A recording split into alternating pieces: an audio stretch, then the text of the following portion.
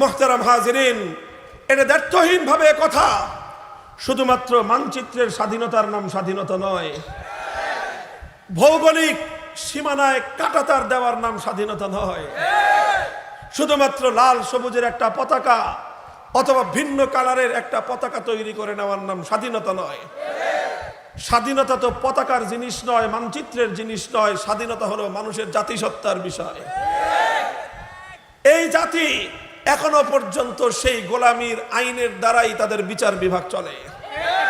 যেই গোলামীর আইন তৈরি করেছিল সেই ব্রিটিশের প্রবর্তিত গোলামীর আইন বদলে যায় নাই। ব্রিটিশ প্রবর্তিত গোলামীর শাসন ব্যবস্থা পরিবর্তন করা যায় নাই।